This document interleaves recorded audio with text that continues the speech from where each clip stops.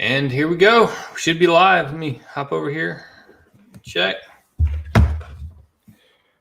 And I think we're good. You're not showing up again. All right. Well, I tweeted out the link. Yeah, me too. I think YouTube is seriously throttling live streams at the moment. Yeah, bandwidth issues. I'm really convinced they are, because this is something that I thought it might have been me the first time around, because I had a video in the queue, and then I announced this one from a different spot, and I thought that might have screwed it up, but this one I did the right way. So we should be having people come in here any minute now. Yeah. Okay. I think Wes, even we did that video earlier today, and I think he even got a little throttled by it too. I don't know. And we got hammered on Saturday. Yeah. Oh, yeah. Y'all only had you guys have been having like triple digits in there, and there was only like 26 or something. It was there was like 40, 45. I think we got up to 35. Yeah, that's still like that. For you guys. That's like prime time Saturday, Sunday morning stuff right there. I know, because there's not a lot of people that stream Saturday mornings. All right. Yep, Dane Barrett. We got Dane Barrett here. Hey, Dane. Brother, what's going on, man? Yeah, we got Dane. I love seeing Dane here. He's gonna try to be good.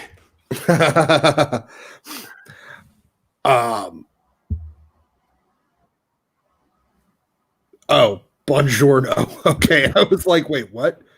Bon good no? Oh, that said giorno. Okay, buongiorno. All right, we got folks tripping up in here. Welcome everybody. Grab a seat.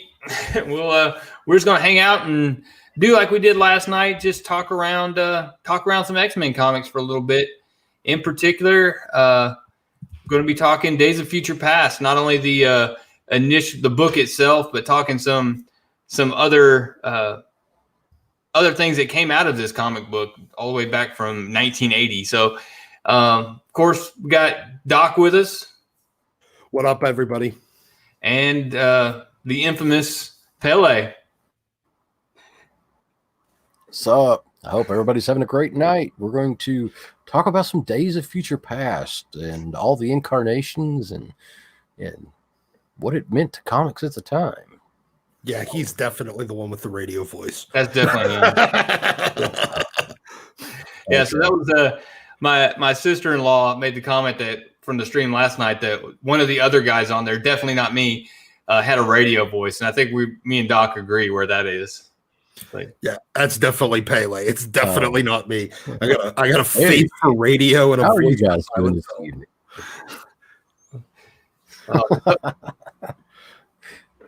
Yeah. So Days of Future Past. I mean, if you're ranking all the X-Men books, this 2-book series is absolutely up there top 5, right? Yeah. Well, you know what? I don't know if I actually put it in my top 5 when I did when I did it with Wes. Because I felt that it got overshadowed too much by the end of the Phoenix saga that had happened just before this. Right. Like, I mean, like 4. Are you talking about top 5 X-Men? X-Men stories. Yeah, because the whole Phoenix saga, not just Dark Phoenix, like the whole Phoenix saga from issue 101 all the way up to 138, or I think it was. I have that as my number 0 because there's no point in putting it at number 1 because everybody puts it at number 1. So mine stays at 0. It's the default best. Right. But no, it's, you know what? Days of Future Past. It is. I mean, it was for the most, the most influential. I'd say absolutely. Although, it seems like a lot of the X creators these days take much more influence from God Loves Man Kills than which for decades was an out of continuity story. I don't know. What do you think, Pele? Yeah. Oh, I agree. What if I had to place it where I'd place it at number one? Just my opinion. I love the Dark Phoenix. I love the Phoenix Saga, but I think that I like, as much as I love the long story arcs like that. It was just such an awesome 1-2 story, 1-2 issue stories. Boom, boom. It was very tightly written. It had perfect flow. It just, and the art was just completely, rarely have storytelling and art blended so well together as they did in that short arc. So, in my opinion. Damn, man, you're making me regret not having it in my top. Well, the post-apocalyptic part of it, the jumping forward and having all these characters, and we just passed it. The scrolling through the first issue of it, and you have this scene of all the headstones, and this is a spot where they make Kitty Pryde walk through. She checks in. She's delivering these medical supplies, and she has to walk by the headstones of all her fallen friends as she goes through this. Right. And it's this big, like, as a reader, you're like, oh my goodness, what is going on here? Yeah, you know what? The impact of that. Go ahead, Pele. Yeah. Oh no, I was just gonna go ahead, Doc. No, go. I'll add in. Go. What got me was there was during the time there was a lot of post-apocalyptic type of genre. The genre was really coming into its own. You had the Road Warrior, you had Terminator, you had all these franchises that were really blossoming at that time, and they were looking. I remember seeing an interview where Claremont was talking with Stan and some of the other heads of Marvel, and he's like, we really need to do this. I think that I've got a great idea. And so he got together, and they kind of fished around, they kind of threw some ideas around, and this is what they came out with, was the Days of Future Past. And in my opinion, it sits high as far as all the others, the Terminator, all those, I'm thinking of a different term than post-apocalyptic, but those dystopian future. Yeah. So that's the word I'm looking for. Dystopian type of worlds. It sits high as far as, in my opinion, of all those different worlds and all those different flavors of them. And to do it with the X-Men characters is just, it really captured my imagination at the time. And it heavily influenced me as far as, I think that although I was reading X-Men before, I wasn't a big fan until this 2-issue series. And then it was like, I'm buying this every single month. I am getting it until Claremont's gone. I want to keep buying this. And I did. And it really cemented for me my love for the X-Men as characters. So, well, for me, I came into X-Men a little later. I mean, like in the, because this came out in 1980. I was like 1 year old. Hell, I wasn't even a year old yet when this came out. And so, I came in a little later. Before your time. Yeah. So I came in a little later in like, the early 200s.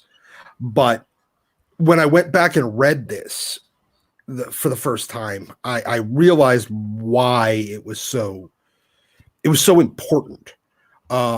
Because you had just gotten done with the Phoenix Saga. Claremont was still he was about 50 issues into his run at this point. Not even. He was like, this would have been his 48th issue. So he's about 4 years into his run, and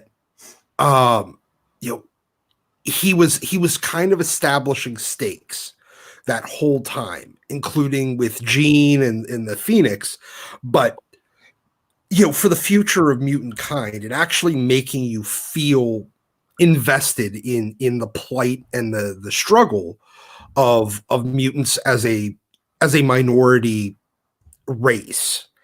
And that jump forward and seeing what the actual stakes really were if they failed was just, it was mind-boggling. Like you sit there and you go, this is what really could make somebody into an X fan, because they see that little bit of the past, a little bit of the future, and they really realize that anybody that was reading it can see, like, okay, we have legitimate stakes in the story we're putting together.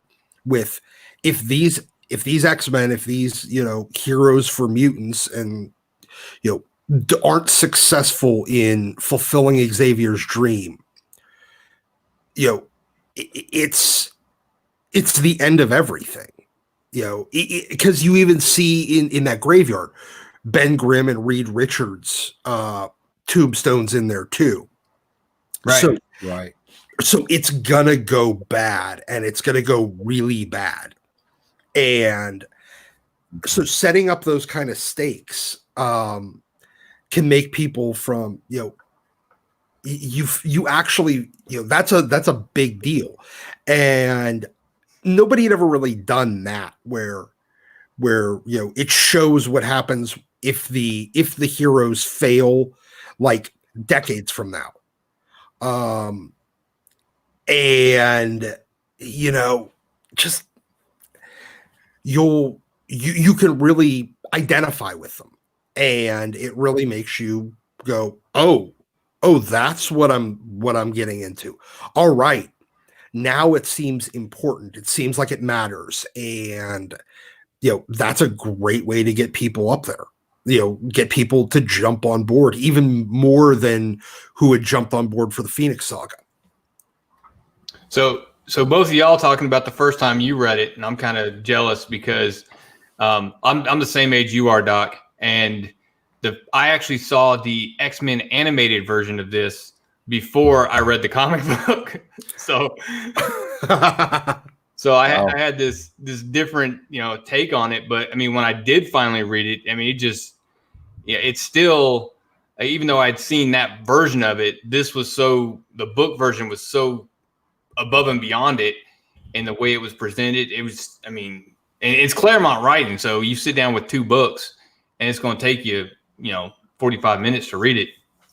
But oh man, it blew me away for all the reasons you're talking about. The stakes were real, and it wasn't just we're going to lose somebody, it's we're going to lose everything. And it's you had Franklin Richards there, you had Kitty Pryde in the future, you had Rachel Summers there in the future, all this character development stuff that is this what we're going to see? And then for them to go and change it, and then to have that uncertainty at the very end to jump forward a little bit to where he doesn't spoil it for you. It's like, hey, did we fix it? Well, only time will tell, was, I mean, a perfect way to leave it off. It was so ambiguous at the end that it left room for him to play with it again in the future. Yeah. And you have, it also gets people to stick around, because they don't know if he's going to come back to this in 6 months, in 6 years, in 16 years.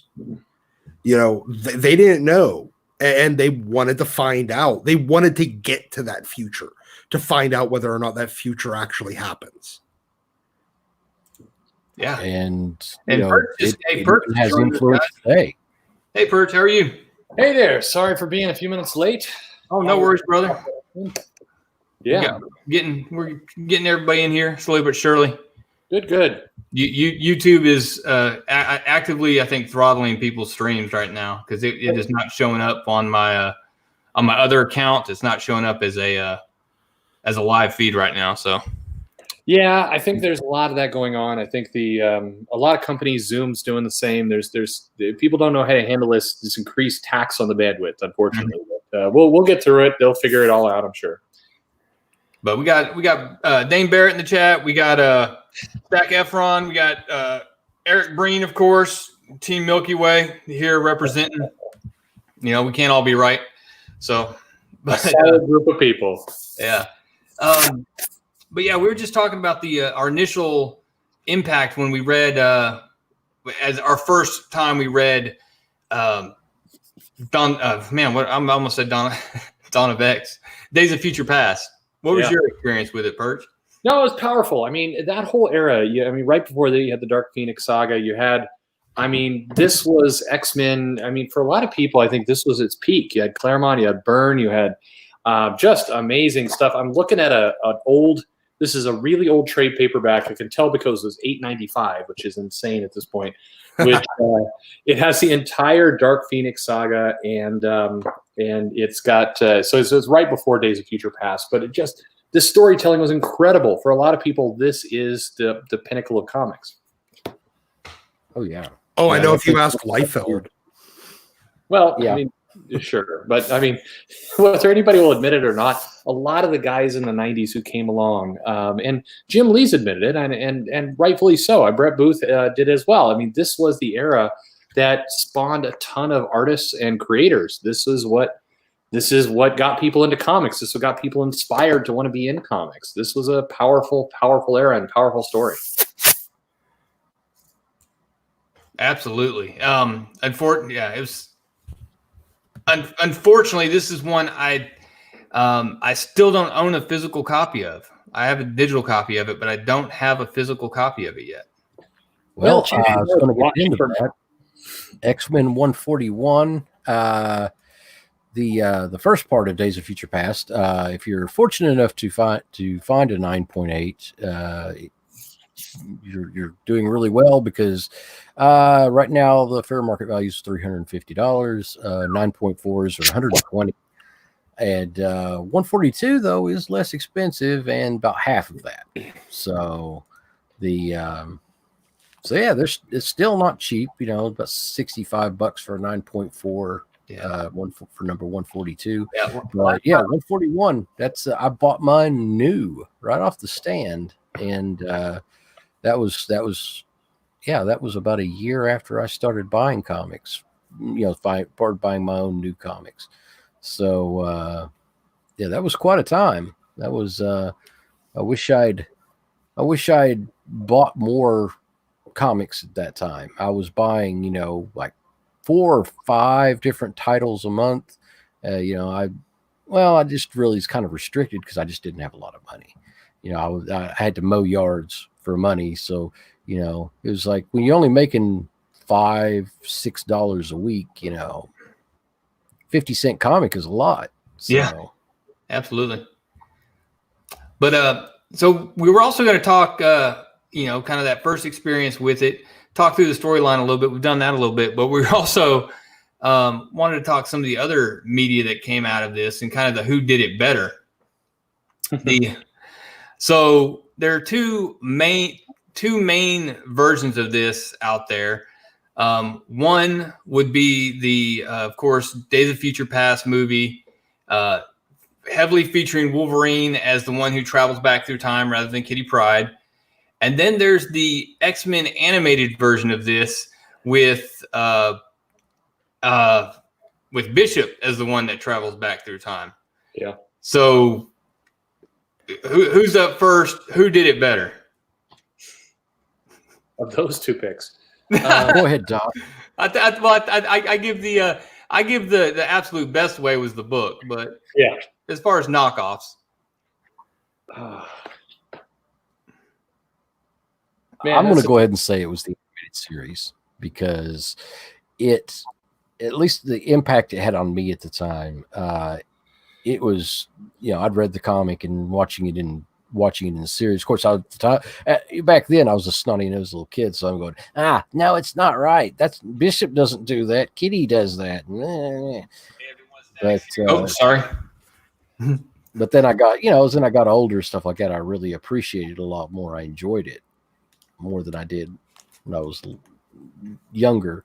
Right. But the movie, I do love. I like the movie. I won't say I love the movie, but I do love the cartoon. So, Perch, what about you? Yeah, I mean, I'd probably go with the cartoon as well, purely from the standpoint of the cartoon managed to capture a little bit more of kind of the magic that the comic had. I mean, it was very, very different, of course, but there was a little bit more. I mean, the movie was not bad. The movie was always its own thing. I think the movie had a different spirit going forward. It had different kind of emotional hooks and everything else. I think the cartoon, even though they're very different, of course, than the comic, there was still a connection there. And so probably, I'm basing that purely on the fact that the comic was by far the definitive storyline. I mean, we're talking about comics that are some of my favorite of all time. I mean, the combination of Byrne and Claremont and Austin together was magical. And this story bridged so much. So I think the cartoon probably did a slightly better job of giving some of those same kind of emotional feels. And so that's probably my bet. What do you say, Doc? You know what? I really want to say the cartoon, but because everybody else has said the cartoon, I'm going to argue the merits of the movie. There we go. The movie's good. I don't get me wrong. I think No. I get you. I just figure I'll just be a contrarian for the sake of it right now. There you go. No, you know what? There was a lot of things in it that I didn't appreciate. But in a way that bridged, because there was always that kind of split between the two kind of sets of movies with the the original early 2000s X-Men movies, and then like the reboot with X-Men First Class, and finding a way to bridge that gap in the minds of moviegoers. It still tried to get that same sense of, hey, if you guys screw this up, the world is basically over. If the X-Men are not successful in their mission, or Xavier's dream doesn't come true, it still had a lot of that I think a lot of people could really grasp. They could really appreciate. It did miss a lot of the visuals that I was really hoping to see. They kind of went for a little more realistic version with the mass graveyard instead of the line of tombstones, kind of in that way of saying, like, you're not even important enough to mark your passing. But also finally seeing Sentinels, even if they didn't really look like Sentinels that we knew and that grew up on, but finally seeing them do Sentinels. Now, the ones in the past sort of did, except for that weird visor over their face. Like, if they would have gotten rid of that part, it would have been perfect. The future Sentinels were really weird, and I really didn't like them. But, it did bring, you did still get Kitty in a much more prominent role. Granted, she was just there to move Wolverine through time. But, unlike the cartoon, she actually did have a very important role in the movie that connected back to the comic more. Wolverine being that mentor type. You finally got like the skunk streaks in his hair from him getting old. You got a lot of like little visual Easter eggs that were interesting, because the cartoon was great. It was kind of its own thing too. I don't know. Yeah. I went and pulled down my copy of the X-Men, the Days of Future Past Blu-ray, and have you guys seen the Rogue cut? That's what I was actually going to mention is the part that made the Sentinels in the future more interesting to me. And if you haven't seen the movie, I'm going to spoil the heck out of the road cut for you. Is that those Sentinels have that ability to absorb the powers of the mutants after they're attacked, right? So right. The fact that they got that power or they got that technology basically from adapting Rogue's DNA, I thought was pretty insane. And it was a nice twist. I wish that would have been the version that hit theaters. Well, the only problem with that was it would have made the movie about 3.5 hours long. You gotta sometimes you gotta break a few eggs. But I was glad they did that cut. I enjoyed I think the cartoon more because along what both you guys were saying, it stayed truer to the comic book. A lot of the stuff happening there on the mall in DC, it kind of, the stuff happens in the stadium. I think mostly in the X-Men movie. So, I honestly, it didn't deal a lot with the future as much though. It was all in the past, but I was fine with that. I thought it was really good. I could watch it with my son, and he's 7, and he enjoyed the heck out of it. He's all about it. So, as far as the other impacts in Marvel, it doesn't stop here. With, like I mentioned earlier, the Days of Future Past led us directly into other Marvel stories, such as like Days of Future Present, right? Mm-hmm. Yeah, this was copied. So, this became the template for what a lot of X-Men was. And kind of what I was saying earlier, a lot of creators, and Jim Lee would repeatedly credit this story in particular as being kind of the inspiration to become an artist and this era, but this story. And so years later, when you'd see creators come and want to do their takes on it, their kind of trips to the past, it became an X-Men signature kind of feeling, these kind of hopeless aspects of the future and everything else. This was what inspired a lot of creators to make a ton of stories. This was the template for many X-Men stories in the future, especially this panel right here. Yeah, that's it right there. Fastball special. The failed special. They threw the fastball special right in the dirt. Yeah. And that was what's so great about this story, because it was, you had high stakes, you had future, this kind of alternate past, you had present going on simultaneously, and you had the X-Men pulling out. They'd just gone with Dark Phoenix. They just had this kind of tragedy that occurred with them, and they were pulling out all their signature moves, the kind of things that you're used to, and the Sentinels were just mixing them every step of the way. It was that it raised the stakes so much higher because, this issue, everybody dies. It was, Storm takes off, it's going to do something powerful and just impaled. There's just things about it that were just powerful. Definitely that shock moment when you see it. You're like, we just got through, like you say, we just got through Dark Phoenix. Everything going on with Jean Grey there.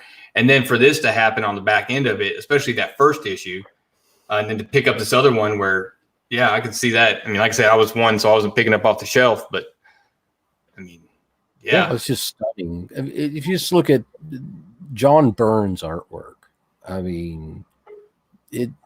we don't get lower Collectus anymore.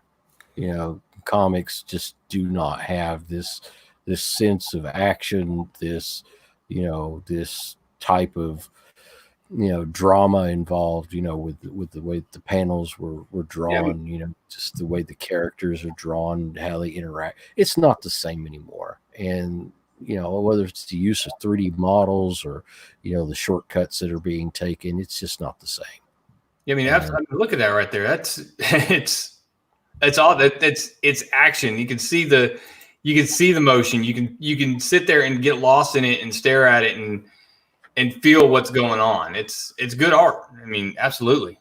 Well, they definitely, Byrne definitely took the lessons of guys like, John Romita Sr.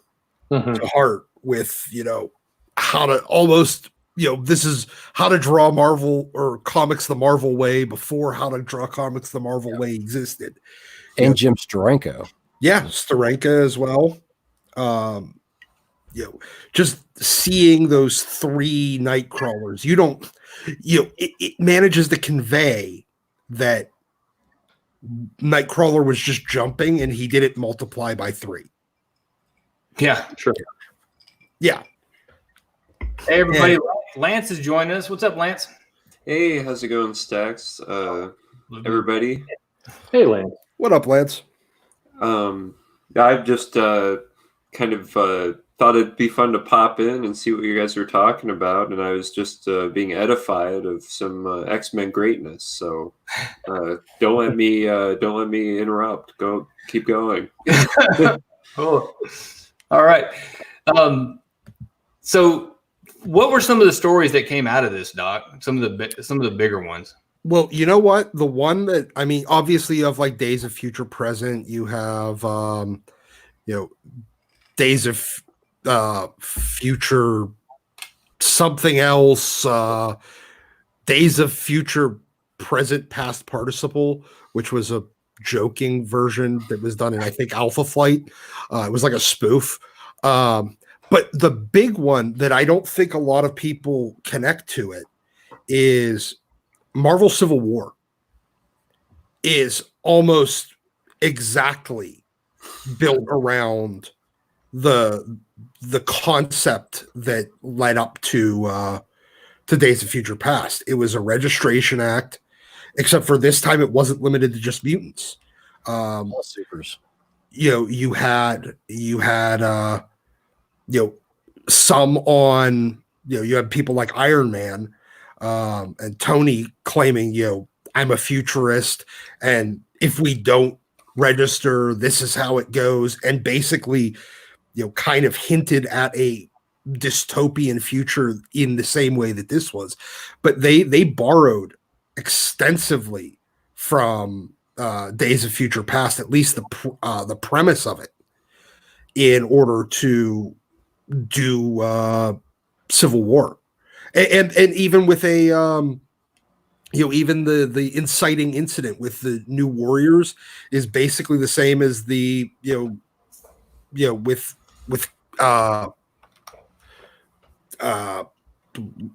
Senator Kelly. Mm-hmm. They were worried about mutants causing death and pushing for this registration act, and the same way that they ended up going with Nitro blowing up a bunch of kids.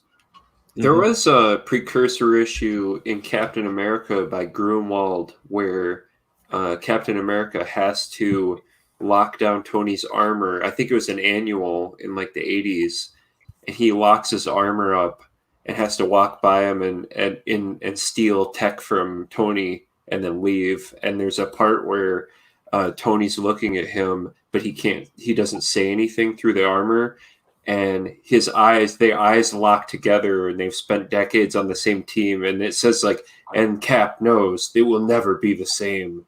And I always thought that was kind of like a precursor to Civil War. Also, there was a lot of history that made that event kind of that those two characters going back and forth. I thought was interesting.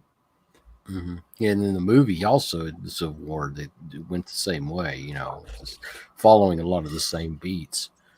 That the animosity between them, and you could still feel it all the way through Endgame. But they love each other, but they have their value systems aren't always compatible. Right. So then they have to make a stand. And well, this isn't a Civil War discussion. I was just saying it was.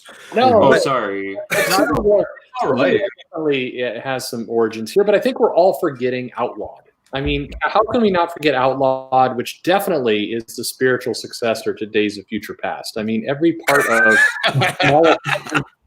deep struggle against authority and the tragedies of teenage life. It is definitely all connected. Oh yeah. Yep. Yeah, I've been thinking. They're blazing trails with that one. Yeah.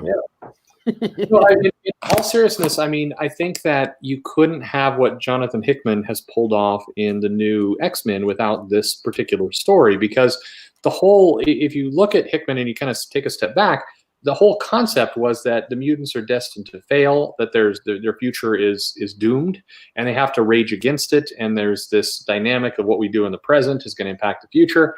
And that was the nature of this story years and years ago. It was that fact that, for all the mutants' struggles and attempts to kind of maintain their lives, that they're going to get beat by the Sentinels. And so, as much as I do like Dawn of X, House of Ten, or Power, you know what I mean. I like that stuff. I think it's good work, but there are many parts that are definitely derivative of the story.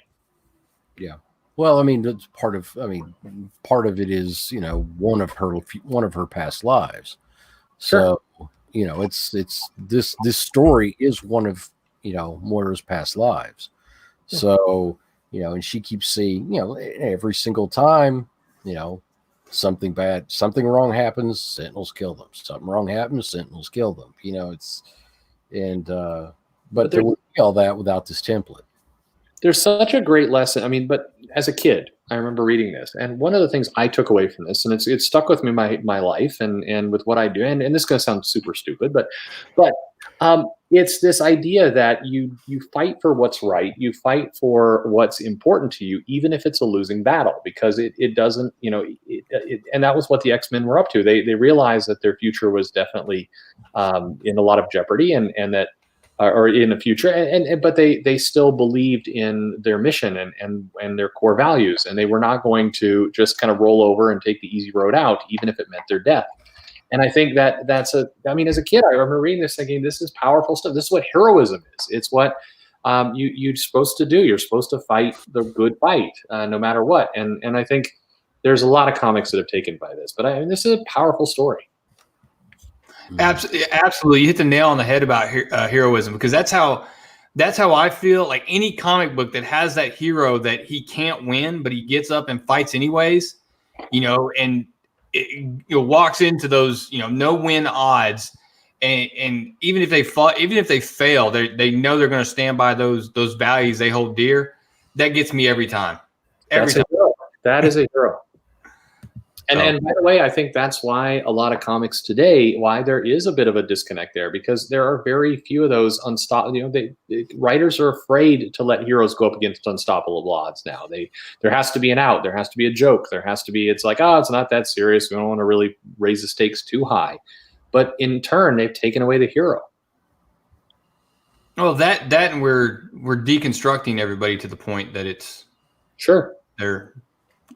it's hard for them to be a hero without being selfish, So that's a whole nother stream right there. But you look at this. Wolverine is a flawed character at this point in the X-Men history. The days of Future Past or the Dark Phoenix saga, Wolverine has a dark past. We all know it, but yet you don't see them feeling the need to let's go ahead and offer the question. Who's more evil, Mystique and the Blob, or Wolverine? Yeah, Mystique's driven by what she believes is right with the Brotherhood here, but they don't try and balance the scale somehow by giving some stain of on Wolverine that's going to make it. I mean, they just let the characters be who they are, and they let the heroes be, and they do not try and balance everything out. So you go, well, the villain may be as right as the hero. No, it's clear who the villains are in this. I mean, we're looking at a bunch of graves. It's clearly kind of an analogy to Auschwitz and all that. I mean, there's this comic in this era was not afraid to let heroes be heroes and villains be villains. Mm-hmm. Yeah, we're seeing that too much now. The heroes have villainous traits and the villains have heroic traits, and it's very difficult. And I think that I don't know. I don't want to get into postmodernist ideology, but it's you got 24 hours, but it's clear what there's certain agendas at work, and it's not a place in comics, in my opinion. Comics are our mythos, and it's a place for heroes to be heroic. You know, it's the place for villains to be villainous and to show, you know, the price or the cost of, you know, making those choices that you make, you know, to do the right thing or to do the wrong thing. And, you know, that I think is what really sets comics apart. Yeah. And that was Lee's mission. That was Stan Lee's mission. And he succeeded. I wish that his legacy continued, but I wonder if part of it is that the indie comics booming, they tried to mix that into the mainstream thing, and it's just not very compatible. Like, I personally love villains that love to be bad, and I love bright white teeth heroes. So I have a hard time when they mix the two all the time in every comic. Yeah, but I mean, it's like the whole Vertigo. Thing. Maybe that kind of, maybe people took the wrong idea out of that, like Sandman and stuff. They should have just done their own thing and kept that independent, and left it alone. Mm-hmm. Yeah, I mean, there's comics, and I mean, it's one of the things I think a lot of people miss about where we are right now is that there's too many comics out there right now. But I mean, there's tons and tons of stories being told. Not all of them. I mean, you can have the deconstructed stories. You can have the postmodern stories. You can have the ones where we're gonna think that this person's a hero, but really we learn that they're the villain. We can have all that, but you can also have just core superheroes here. I mean, I'm curious, Doc. You're the X-Men guy. X-Men's been your life for a long time. I'm willing to bet this particular story is in your top 5. Is that fair? Yeah, actually, we were actually discussing that before, and I said I was a little disappointed that whenever I did my top 5 with Wes, I didn't put it in, just because I guess, you know, for the same reason that you mentioned when you first hopped on about, you know, it follows right on the heels of the whole Phoenix saga, but the more I think about it, the more it absolutely has to be there. Yeah, sure. I know a good way to do it too, because you said the Phoenix saga is 0. That way, it's number 0. So yeah, you could have a top 5. Just say there's 0, and then 1 through 5. Yeah. No. You can just also. I mean, it's very close to it. I mean, the book I'm holding in my hands right now. I put a picture up on Twitter. This trade paperback. It is strictly the Dark Phoenix saga from. Anyway, it's purely those issues. But many of the trade paperbacks included this story in the Dark Phoenix saga. As one trade, it had this, it had the Kitty Christmas story, and it had this. And so for a lot of X-Men fans I've talked to, this run is just one run from the very first issue that came out of the Dark Phoenix. Yeah, that picture right there. Right there's my desk. It's this trade paper. It's incredible. Bill S. cover and just amazing stuff. But this run of X-Men, to a lot of people, it's the same. And Doc, if you're like me, you're probably thinking that.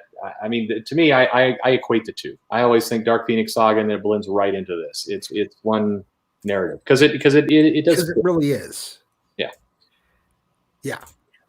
I agree completely. Like, I mean, this is the whole Phoenix saga was about building the X-Men in their importance, and then Days of Future Past was telling you why their mission had to be successful.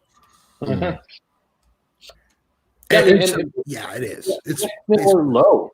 The X-Men were beaten. Jean Grey was the hope of that team, and Cyclops had walked away. And I mean, this was the X-Men at a beaten down period, and now they're going to learn that their future is screwed. I mean, this was it is all one story, but this if you're a comic fan right now, I mean, this run I can't recommend enough. From Dark Phoenix to these 2 issues, it's hard to find much better in comics.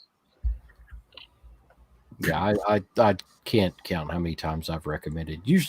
Typically what I recommend is, you know, from 101 to 142, and it's like, okay, go start with 140 comics, start with 141, go to 41, 42 comics actually, and go to 142. And in my opinion, that's probably the second best run in all of comics, right there. Period. So, yeah, I mean, I've seen this comment a couple of times in the chat that, you know, Lance, you know, you made a great point that Days of Future Past is only 2 issues. Yeah. That's the thing. It's only 2, and it's held in such reverence. You know, if they were doing Days of Future Past now, I think somebody else said it'd be 40 issues long and with 60 tie-ins.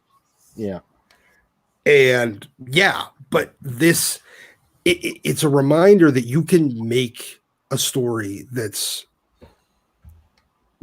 big in idea but small in execution and have it really stand the test. I mean, because it does. It holds up in a way that very few other comics do. Mm-hmm. You how many? I mean, and honestly, just go through the Dawn of X titles, and how many of those issues have been just filler? Yeah, felt like there was no need for this issue to happen, other than they needed to do this twice a month. Yeah, I think I can probably count 10 total comics out of all of Dawn of X so far that feel important. Yeah, I mean, you can right off the bat slice off half of New Mutants because they went with that Earth-based storyline.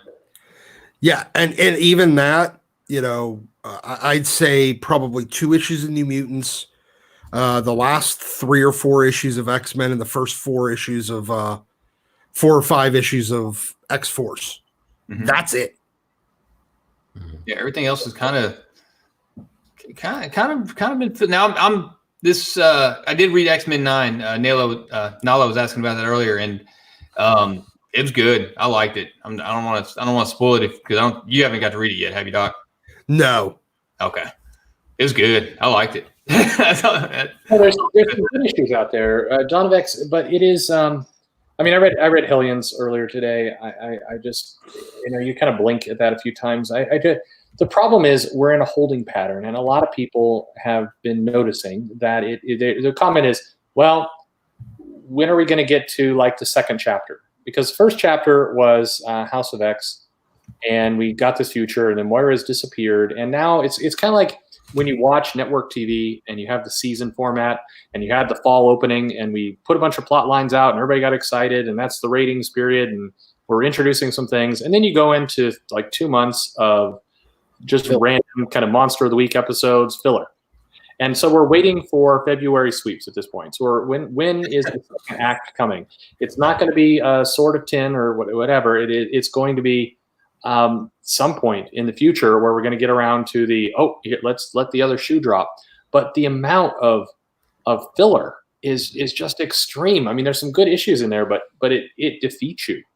Just trying to read through all this. It is dense. And if you think about during this era of the X-Men, the issues that comprise the Dark Phoenix saga to here is a month and a half of the current, you know, Dawn of X monthly run. Just crazy. That's in perspective, doesn't it? Wow.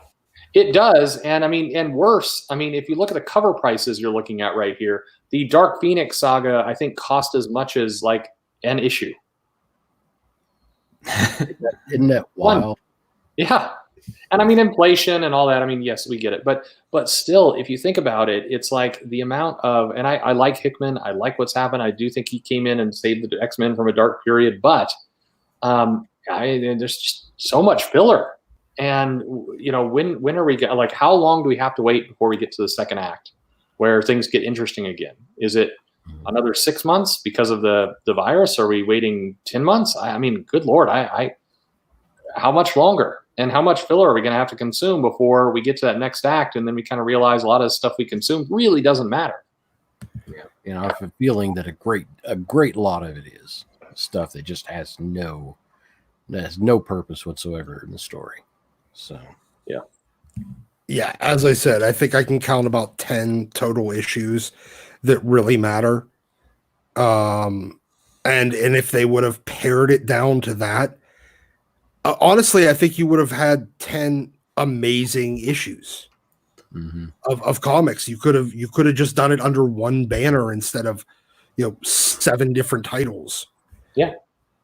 And I mean, it could have Powers of X, Powers of 10, Powers of 10, House of X, and just go into X-Men and had one ancillary book and X-Force, and it would have been 6 comics. I mean, it's crazy to say at this point that when it first Dawn of X launched, we had 6 comics come out of it. You long for those days. Those seem like the happy days of there were 6. I mean, 4 would have been, I think, the right number in the sense that you could have easily done 1 a week, and you would have had a constant stream of X books. But it would have been consumable. Some of us would have been going, that's still quite a bit. But I mean, back in the 90s, we had that much. I mean, but we're not anywhere close to 6 at this point in a month. We got at least one giant size a month, at least. We've got a mini series going on with X-Men Fantastic Four. We have Hellions coming on. We have, Children of the Atom was peeking over the wall at us, but we put some more blocks on the wall, it looks like. So, hey, I know. We're all sitting back. Some of us back here with slingshots just popping in the forehead when they look up. Back. Cable has his own series now. What else? Am I missing any? No, and you got even the stuff that like Deadpool, which is not an X Universe title, but it's in there. And I mean, you have too much. And again, when you look at stuff like this, I don't want to veer us off of a happy topic, which is this, the horrifying story where all the mutants died. You're up. It's only the apocalypse. The amount of story that was told in 2 issues for $1, 50 cents each, $1, is equivalent to, frankly, the entire House of X Powers of 10 run by Hickman. In story, yeah, in story. I mean, and it's crazy, and I like the Hickman stuff. Again, I like, as I said, I guess the happy way to put it is, I hope you're enjoying the comics you are reading from Dawn of X, because you should be getting something out of it, your enjoyment, because you're not getting a legacy story that's going to last forever. Those legacy stories are ones we're looking at the screen right now. Again, nothing wrong with that, but it's amazing to think of that so much got done in 2 issues. And people struggle to get it done, the same amount done in 12. Well, let me. Here's a good point right here. I thought about just a little while ago. Uncanny X-Men number 141. When it came out, I bought it off the rack, and the comic shop, didn't have any extra issues. They sold out.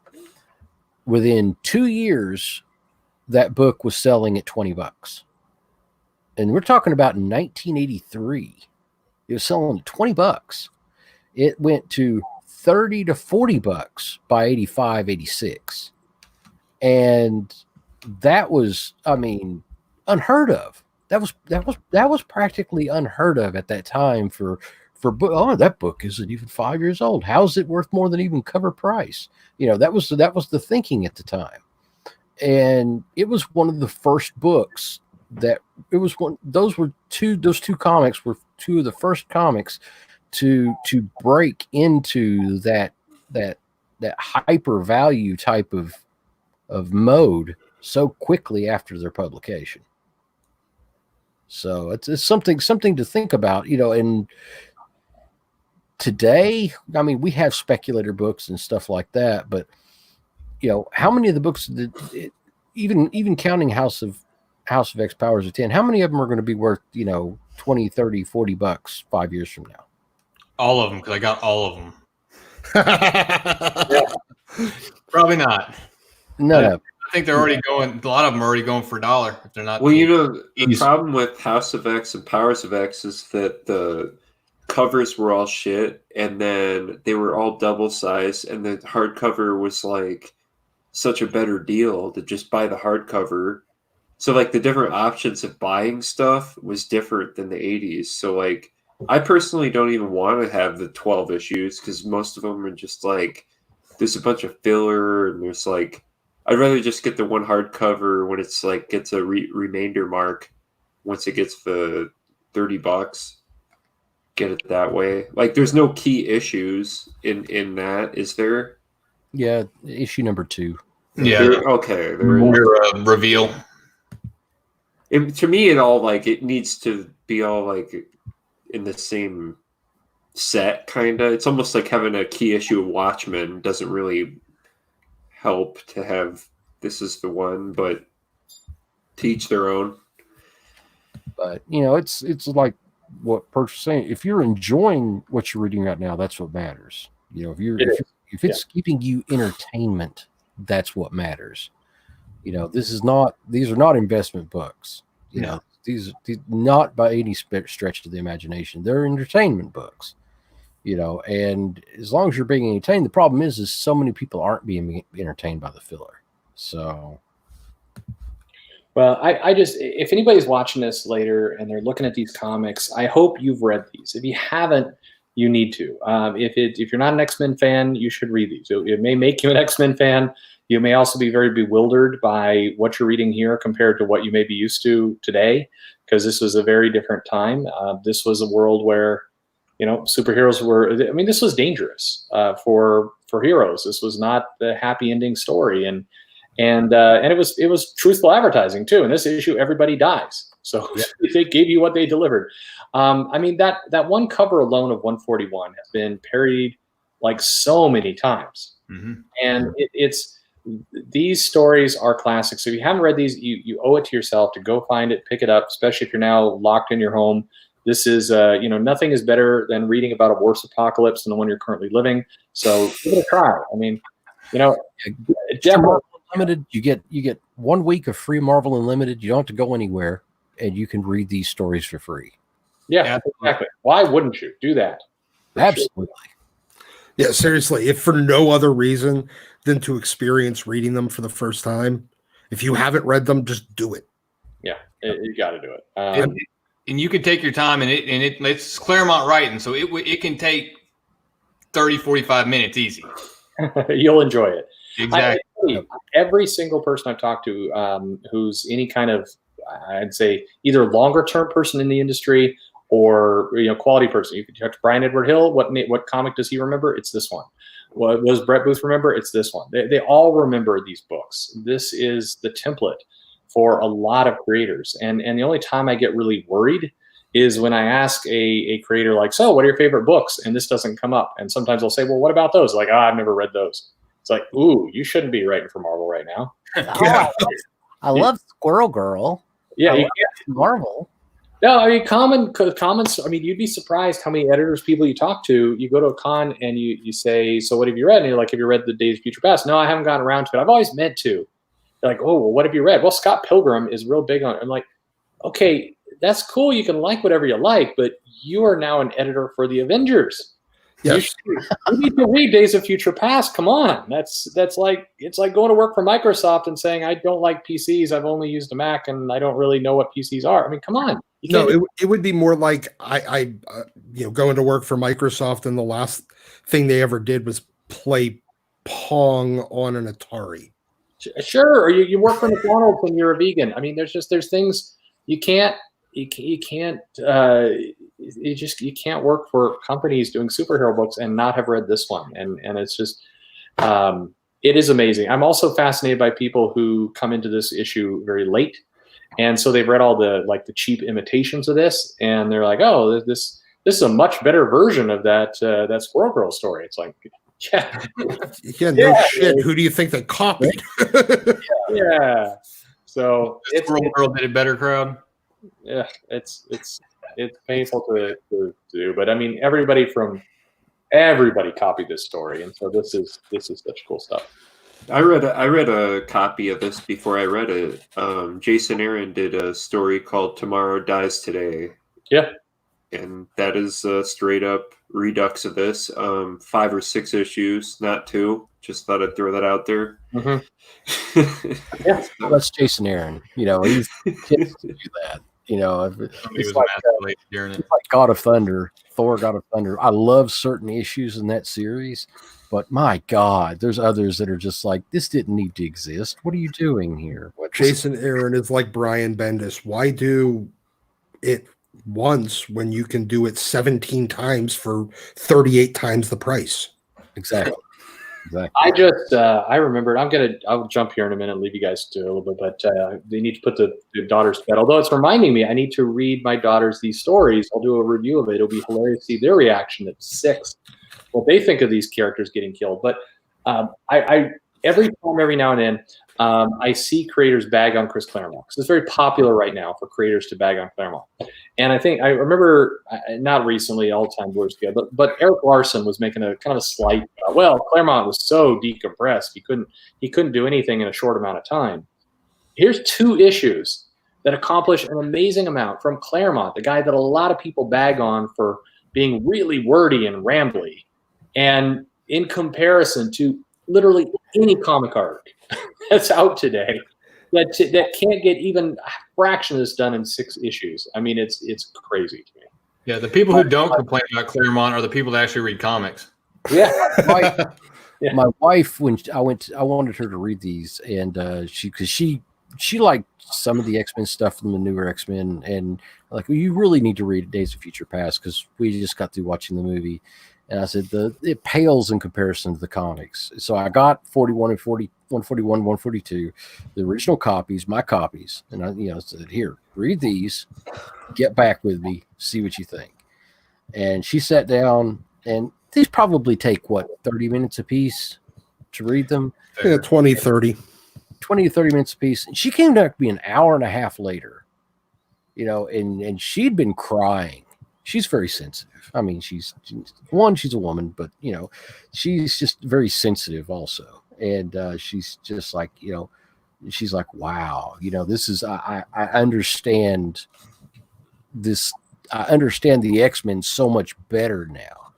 And, it's that type of reaction is pretty common too, because these 2 books have that type of impact on readers. And, I take great joy introducing new customers to these all the time. Yeah. They're worth picking up. So I'll bounce. You guys have been a pleasure to talk to you tonight. We'll have to keep doing this. And this is the optimistic thought of the day while we're all locked in. Go find these comics. Get them. You'll have a good day. Read them. Thanks for stopping by, Perch. Yeah. Cheers, everybody. Great talking to you as always. Take care, Perch. Take care, man. Bye, Perch.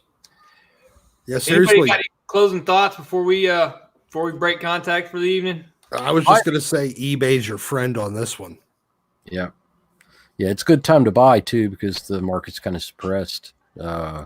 So yeah, look for them. Sometimes you see them in package deals, 141, 142 together, and get them in a mid or high grade, and get the originals, read them, enjoy them, put them away, and you'll have something 10 or 20 years from now that'll be worth more than what you paid.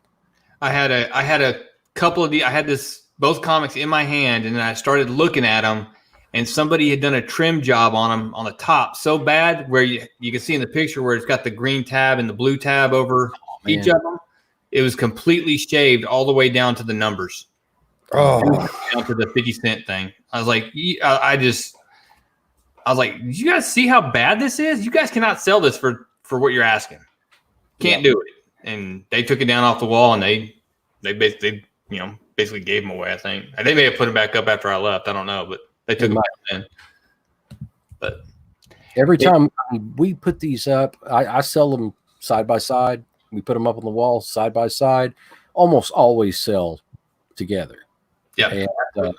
And I sell 9.4s, near mint copies of them together for $200, and they just go like that, $200 all day long. And graded ones and both of them in 9.4s, they'll go for more, but it's and they don't stick around. They're gone quick. They're gone. That line, this issue, everybody dies, has to be the greatest text on a cover ever. Like, even though they had to put the red box in there just to like, because it didn't really work with the colors. But I mean, how many times have you seen that? And how many times have you seen it and it's actually true? Never. It's always a joke. But yeah, that's just iconic. They're both iconic covers. So just I don't think I can count the number of times Star-Lord has died in Guardians of the Galaxy on one hand in like the last 2 years. I mean, Oh yeah. the guy dies every other issue, and we get Now, and it's one of the things that really aggravates the shit out of me with the new Krakoa series is Dawn of X, is just the dying and coming back, and it bugs me. And life has no real value now to them, and I know it's going to be a payoff in the future where it's going to come back and bite them in the ass, and it's already has in some respects. But that part really bugged me. I just saw a thing on Wizard where they had, when Superman died, it sold like 3 million copies. It was number 1. The next week or the next month, it was number 15. Yeah. I mean, no one cares. Everybody thought they were getting that book that was going to put their kids through college. There's what's funny about that is at the time, the retailer I went to, by the time I went there, and I'd already reserved my copy of it, and I went to the store, and he's like, "Wow, I've sold 250 copies of this." And he said, "Everybody really thinks that Superman's gone for good." And I said, "How long do you think it'll take them to bring him back?" And he said, "Oh, about maybe a year." Yep, like clockwork. 12 months later. So, but in this one, it says everybody dies, but it makes sense to the plot. Like, they die, but it's in the future, and then they prevent the future. So it's like cool. Absolutely. That's what's cool about it. Whereas like Superman was just a big Rocky 3 mullet punch fight that sucked. So that was, who was it that did the Death Superman? Is it Dan Jurgens? Yeah, I think it's Jurgens. Yeah, that was. I mean, the issue itself was great, but the aftermath of it was really awful. And I think that the X-Men proved that it could be done well, though. They really, I really liked the subsequent issues even after that, Days of Future Past, and how kind of, the impact, I guess you could say.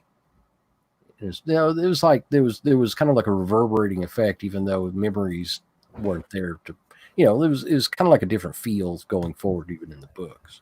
I want to ask you guys if we have time. I was just because I was texting in here that I didn't have a deep knowledge of 80s X-Men.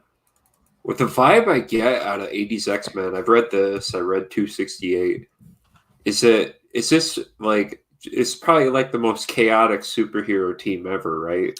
Oh, absolutely. It was okay. Think of the most insanely just bouncing everywhere, all different, constant change, constant everything soap opera that you can think of.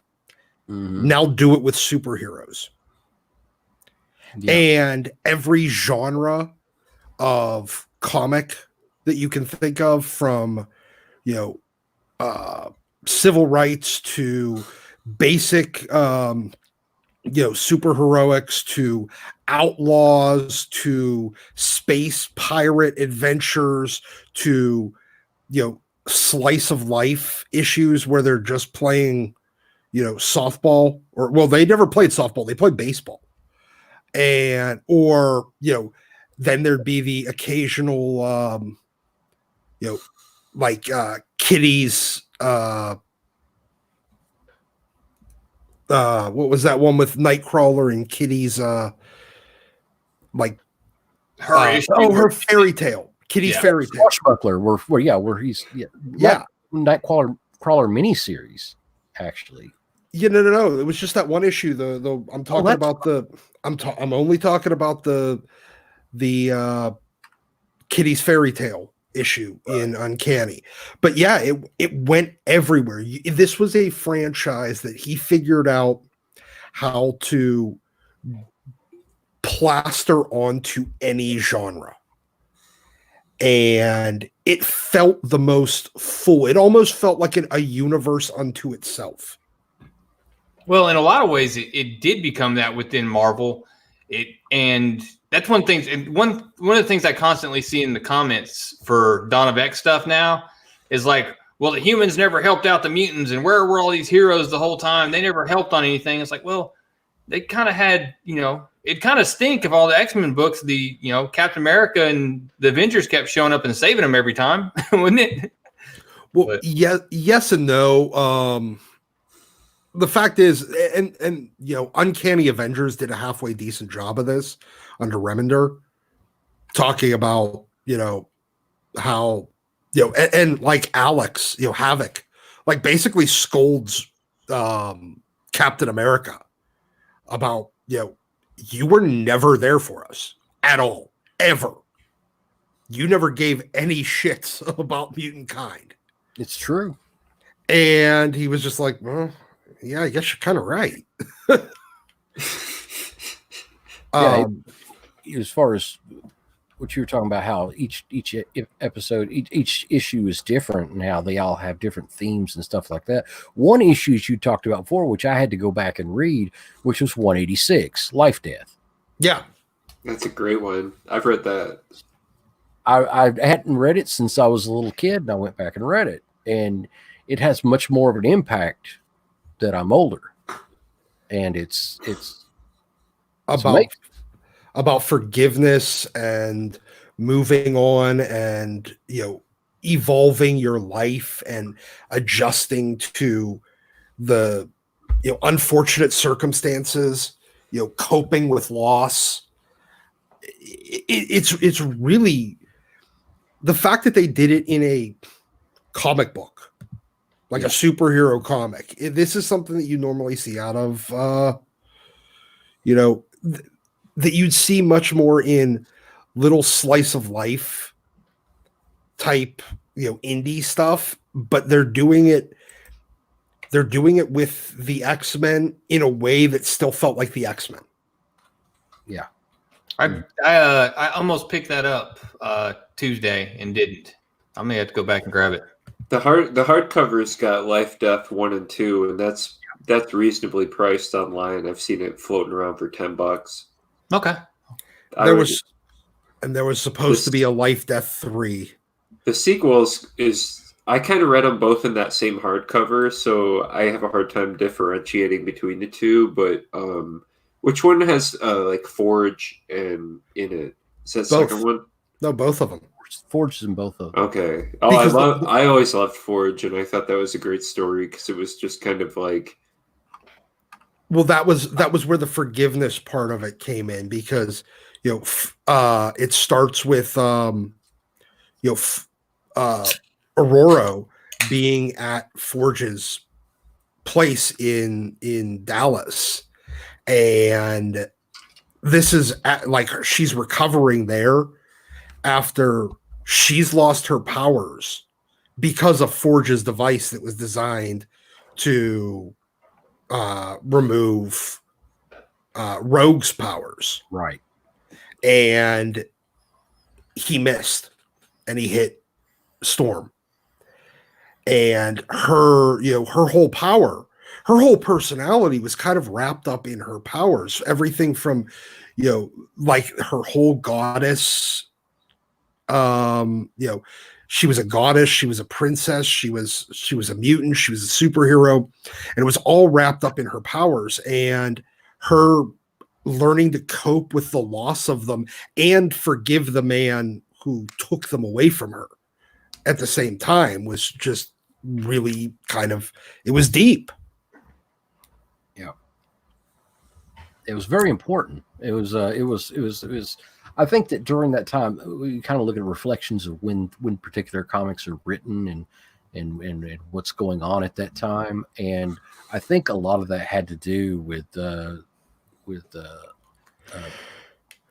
some certain impact, certain things that had happened in the media lately, and certain things society was going. It's always, that's the one thing about the X-Men, is it's always trying to be socially, not really socially as far as tampering with society.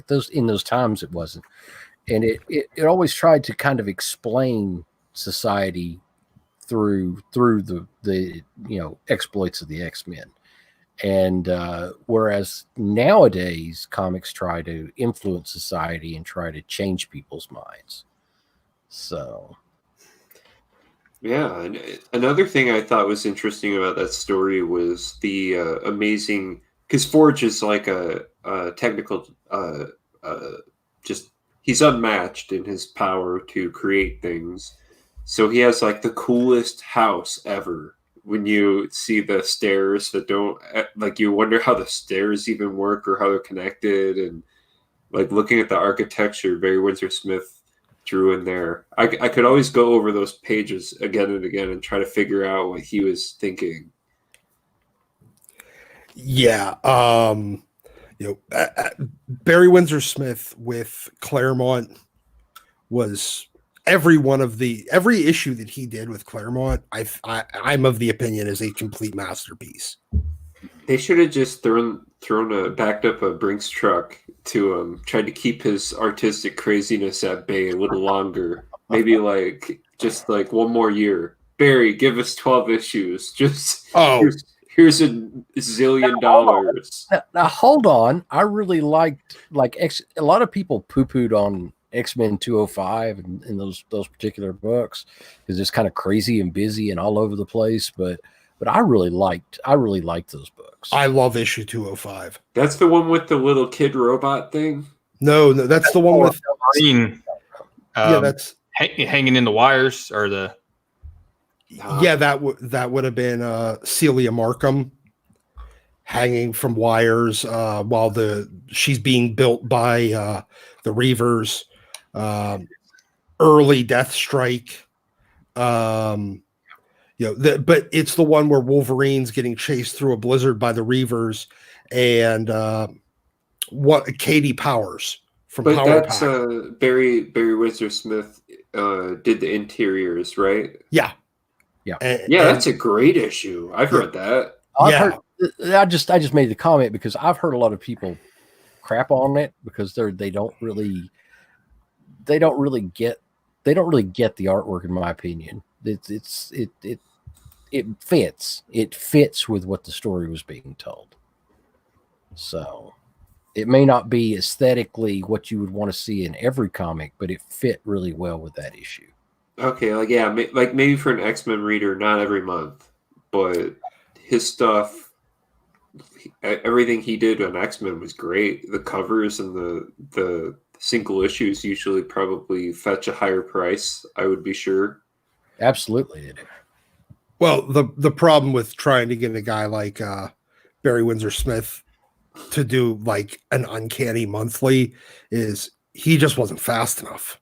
No.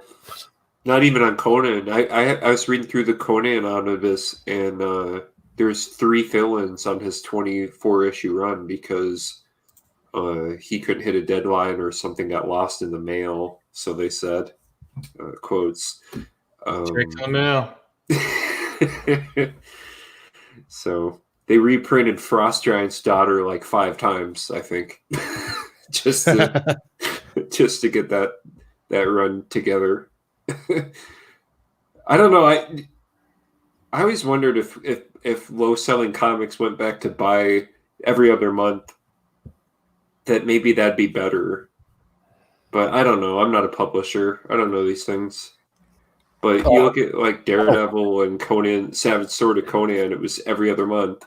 And it's well, maybe let it chill out there for a month or two and people will pick it up. I don't know.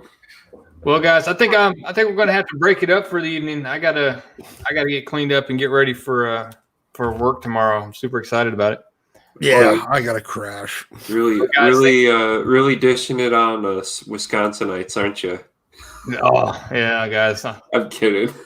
Well, we're getting to that point here But I have to go in for my job. If the world, all sets on fire tomorrow, I still got to go to work or catches fire, not sets on. Well, don't step on the hot places. There you go. Well, hey guys, thanks for hanging out.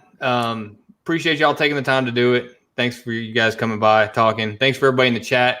Guys, just keep your heads up and stay safe, and wash your hands. Be good. And wash your ass. If I cough in the mic, I think you're good. So take care. Be good. Later, guys. Later, y'all.